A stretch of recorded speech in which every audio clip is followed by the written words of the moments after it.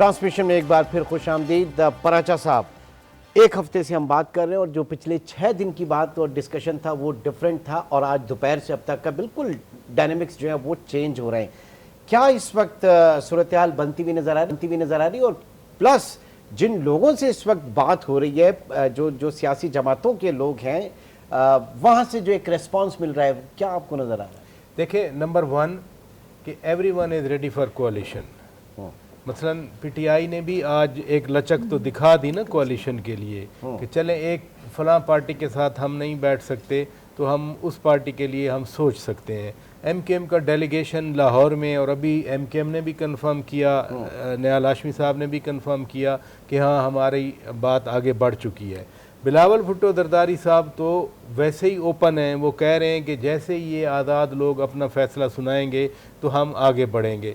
So number 1 everyone feels के कोalition बन रही है। सेकेंडली, मैं ज़रूर ये बात करना चाह रहा हूँ, पहले भी मैंने बात की है क्वेश्चन की फॉर्म में, अभी मैं ओपिनियन की फॉर्म में बात कर रहा हूँ कि जब बैरिस्टर गौहर खान ने कहा कि हम मरकज़ में भी हुकूमत बना सकते हैं और केपी में भी, दैट मीन्स के कंसर्न इलेक्शन के कंडक्ट ऑफ इलेक्शन पर कंसर्न अपनी जगह, लेकिन उन्होंने इस प्रोसेस को रिवर्स करने या रिजेक्ट करने का मुतालबा नहीं किया, बल्कि व्हेन ही सेज के we can form a government both at federal level and in Punjab, it mean वो एंडोर्स भी कर गए, लेजिटिमाइज भी कर गए। अच्छा, इमदाद पताफी साहब भी इस वक्त हमारे साथ मौजूद हैं, पाकिस्तान पीपल्स पार्टी की तर्जुमानी करेंगे। बहुत शुक्रिया जी आपके वक्त का। ये तो बात काफ़ी देर से की जा रही है कि जनाब कोलिशन गवर्नमेंट की तरफ जाएंगे, एक मखलूत हुकूमत की तरफ जाएंगे, लेकिन स्टेक होल्डर्स अब उसके थोड़े से अब तक के डिस्कशन में जो है वो चेंज होते हुए नजर आ रहे हैं, और उसमें एक बहुत खुला रास्ता है पाकिस्तान तहरीक इंसाफ के लिए।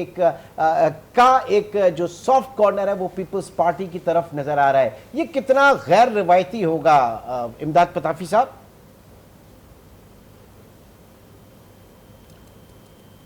बिस्मिल्लाहिर्रहमानिर्रहीम, आपने बड़ी मेहरबानी आपने लाइन पे लिया। अब देखिए, पाकिस्तान पीपल्स पार्टी के चेयरमैन साहब या प्रेसिडेंट आसिफ अली जरदारी साहब, जब ये इलेक्शन कैंपेन चल रही थी तब भी हमारे चेयरमैन बिल्कुल ओपन थे, और जहाँ जहाँ पीटीआई से ज्यादतियाँ हो रही थी पीपल्स पार्टी ने एक लाइन ली हुई थी कि उनको दीवार से नाला दिखाया जाए, पीटीआई पॉलिटिकल फोर्स है। तो पीपल्स पार्टी ने कभी डायलॉग के दरवाजे बंद नहीं किए। ये तो खान साहब ने सबको चोर चोर के हल्का बात दे के, बिल्कुल ही सियासत में बातें होती हैं, डायलॉग के दरवाजे बंद नहीं होते।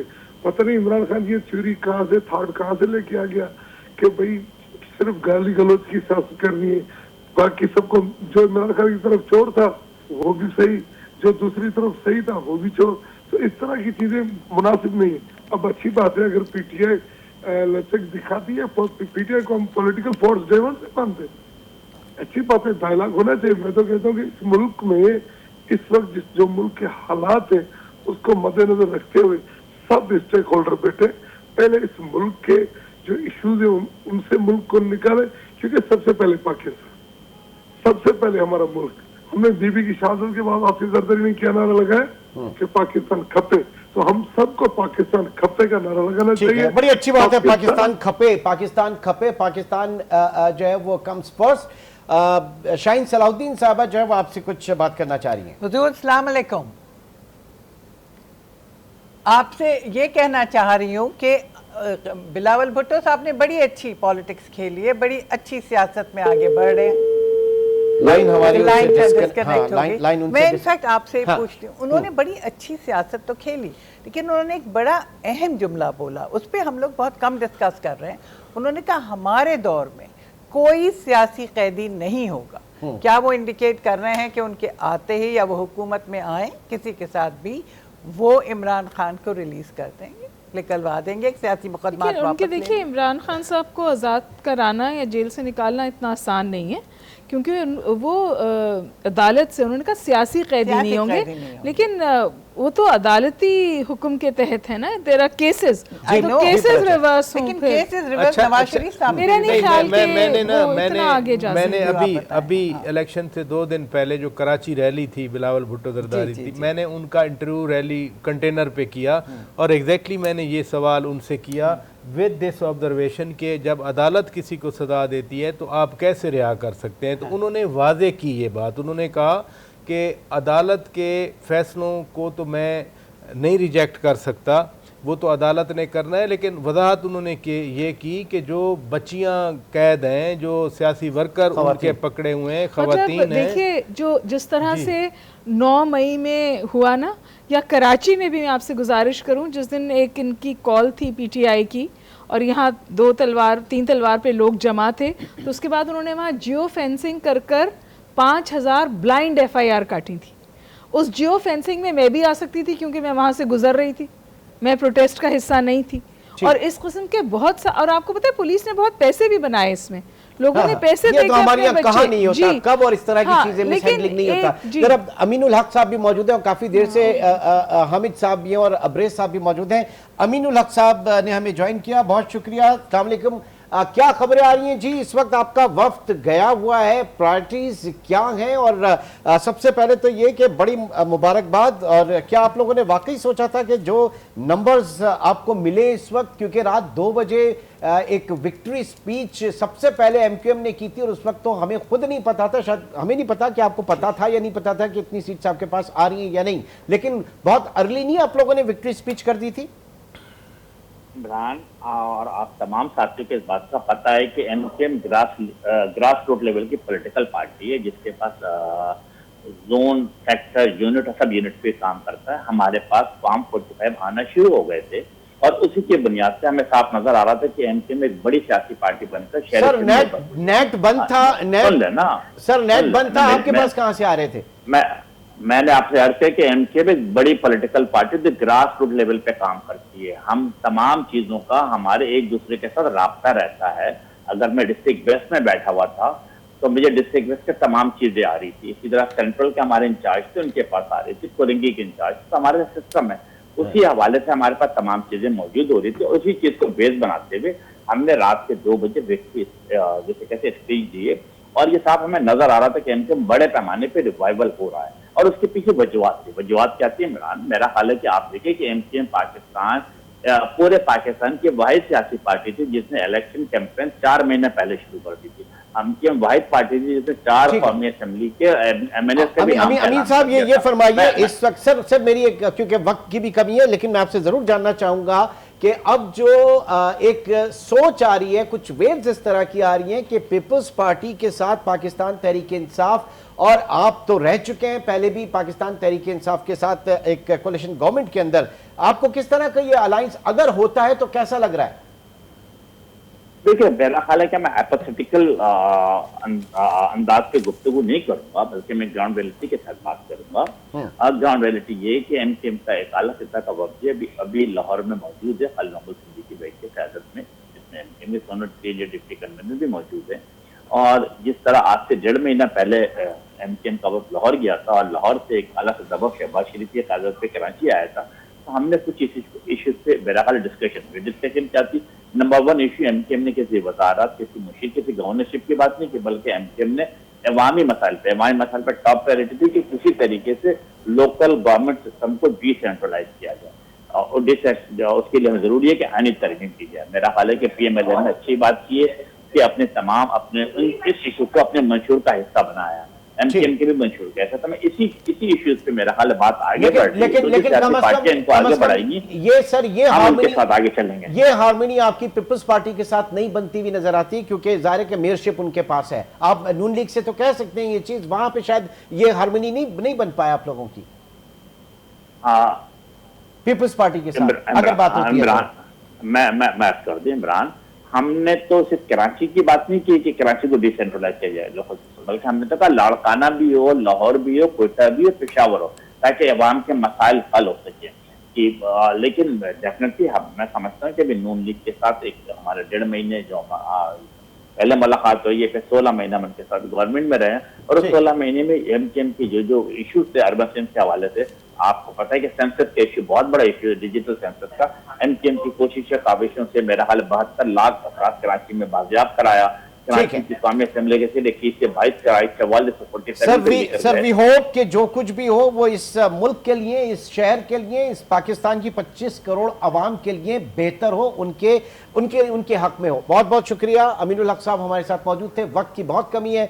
मैं अब्रेज साहब, बैरिस्टर अब्रेज साहब आपकी तरफ आता हूं। जो इस वक्त बात की जा रही है, अब नंबर गेम्स के ऊपर भी जाएंगे, लेकिन कुछ अलायंसेस ऐसे भी बनेंगे जो शायद लोगों को यकीन ना आए और उस पर उनकी पॉलिटिकल पार्टीज, उनके वोटर्स को थोड़ा सा राम करना मुश्किल होगा। या आप समझ रहे हैं कि पाकिस्तान में जो पॉलिटिकल लीडर ने कहा, पार्टी उसके तमाम वर्कर एज इट इज उस बात को मान लेंगे और पीछे का सब भुला देंगे? देखिए जी, ये तो एक हकीकत है कि जो पॉलिटिकल पार्टी का लीडिंग फिगर जो भी बात करता है, पॉलिटिकल पार्टी के जितने भी कारकुनान हैं, वोटर हैं, सपोर्टर हैं, वो उसी रुख जो है वो भी अपनी तमाम तकरीरें और तमाम अपने तरजीह उस तरफ ले जाते हैं। और हमने ये देखा इससे पहले भी जो खान साहब के वोटर सपोर्टर थे, जिस तरह खान साहब बोलते हैं किसी भी शख्स के मुतालिक, जिस तरह जो उन्होंने स्लोगन्स लगाए, जो बातें की, नारे लगाए, तो ऑलमोस्ट वही सारी चीज़ें नून लीग के अंदर है, वही सारी चीज़ें पीपल्स पार्टी के जो कारकुनान हैं। लेकिन मैं ये समझता हूँ कि इस वक्त जो इंडिपेंडेंट, जो पीटीआई के हमायत याफ्ता लोग जीते थे, वो अगर उन लोगों को ये पता चले कि जो ये लोग जाकर फर्दर पीपल्स पार्टी के साथ बैठने जा रहे हो, जिस तरह शौकत पराचा साहब भी बात कर रहे थे, दीगर पैनलिस्ट भी बात करें, ये बड़ी अच्छी बात है कि अगर सब मिल के अगर ये जो मुश्किल हालात इस वक्त मुल्क में कोई मामला फहमी के साथ आगे बढ़े, मुल्क को आगे बढ़ाए, मुआशरत को बेहतरी की तरफ लाए। लेकिन शायद जो पॉलिटिकल पार्टी के वोटर सपोर्टर है, जो नफरत की लकीर उन्होंने अपने दरमियान खींच ली है, और आप सिर्फ ये पीटीआई की, नून लीग की या पीपल्स पार्टी की बात नहीं, बल्कि पीपल्स पार्टी की और नून लीग की भी पंजाब में बहुत हद तक जो एक नफरत की सियासत नजर आई। अगर आप ये लोग इकट्ठे बैठते हैं तो अल्टीमेटली इनके वोटर सपोर्टर्स पे भी ये चीजें इम्पैक्ट करेंगी। अगर पीपल्स पार्टी के साथ नंबर गेम की बात करते हैं, नहीं हामिद साहब, फिर सिर्फ पीपल्स पार्टी के साथ ही क्यों नहीं, फिर ये नफरत की सियासत जो है फिर नून लीग के साथ खत्म होने की भी बात की जाए। फिर ये ना कहा जाए कि जनाब हम अदर देन नून लीग हम जो है किसी भी सियासी जमात के साथ आगे बढ़ने के लिए तैयार है। तो फिर तो खुला दिल तो ये हुआ ना। असल में ना बात यह है कि इमरान साहब, खुला दिल तो दोनों तरफ से होने की जरूरत है, नून लीग की तरफ से भी और पीटीआई की तरफ से। मैं सिर्फ एक पॉइंट उठाना चाहूंगा क्योंकि आपके पास टाइम की कमी है।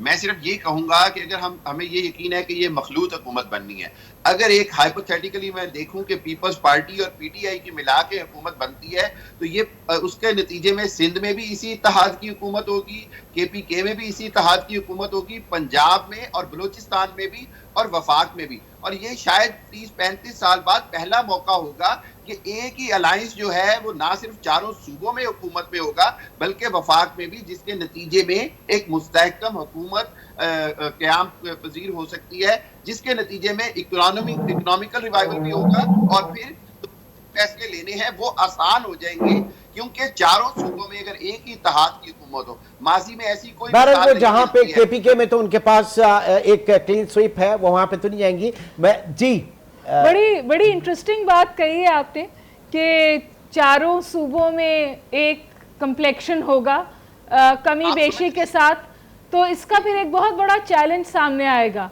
और वो होगा कंसेंसस प्राइम मिनिस्टर। और एग्जिस्टिंग कैंडिडेट्स में से फिर कोई प्राइम मिनिस्टर नहीं हो सकता, तो फिर प्रोबेबली सरप्राइज, आप ये फरमा रहे हैं कि सरप्राइज प्राइम मिनिस्टर।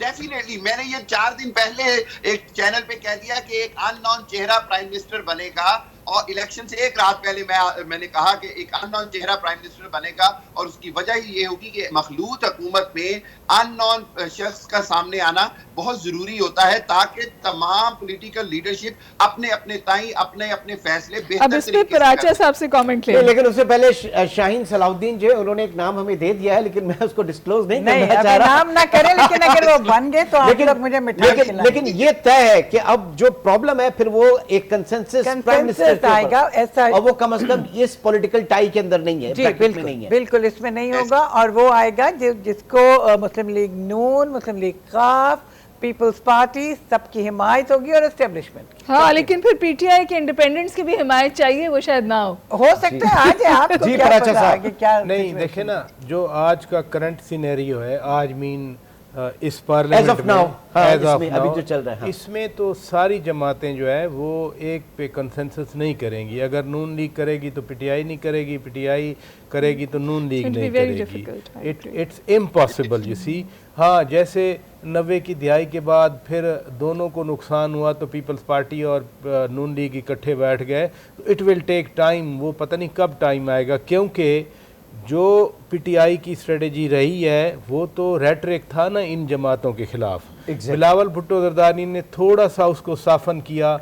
उन्होंने ये भी कहा, मुझे याद है एक तकरीर में, कि अगर पीटीआई भी जीतती है तो उनको पावर दे दें, लोगों की राय का एहतराम करें। तो उससे जो आज पीटीआई ने एक थोड़ी सी लचक दिखाई उनके बारे में, तो एक मसलसल प्रोसेस के बाद ये पूरी कैंपेन में बिलावल भुट्टो साहब ने पीटीआई को टारगेट नहीं किया, पीएमएलएन को किया। ठीक है, वहां पे अब जाहिर है कि ये वो जो पूरा एक पूल था वोटर सपोर्टर का, उसको रिझाने के लिए भी, क्योंकि बिलावल साहब की भी जो अल्टीमेट एक स्ट्रेटजी थी वो पहले तो इस इलेक्शंस के हवाले से थी, और फिर जाहिर है कि बियॉन्ड जाके जब पीपल्स पार्टी को नजर आ रहा था, किसी हद तक पीएमएलएन को भी नजर आ रहा था कि ये wave is in the making, पर बिलावल भुट्टो साहब ने अपनी कैंपेन में उस वेव को हार्नेस करने की कोशिश की। पीएमएलएन ने नहीं की। दुआ है कि 2024 के इलेक्शन कम से कम इस जो पॉलिटिकल आप समझ लें कि बहुत ज्यादा एक घुटन थी इस माहौल में, इसको थोड़ा सा ओपन अप करेगी और चीजें जो है वो इस पोलराइजेशन से निकल के थोड़ा सा बेहतरी की तरफ जाएंगी। और आज के प्रोग्राम से, आज की हमारी पूरी ट्रांसमिशन से ही अपने पूरे पैनल का मैं शुक्रिया अदा करूंगा। और नाजरीन, हमारी ट्रांसमिशन कल भी जारी रहेगी, और क्योंकि अब हर घंटे की हेडलाइंस बदल रही हैं इस पॉलिटिकल डेवलपमेंट्स के साथ, तो कल तक की जो पोजीशन होगी वो इंशाल्लाह कल की ट्रांसमिशन में डिस्कस करेंगे। फिल वक्त आपसे बहुत इजाजत चाहेंगे, इंशाल्लाह आपसे कल मुलाकात होगी। टेक केयर, अल्लाह हाफ़िज़।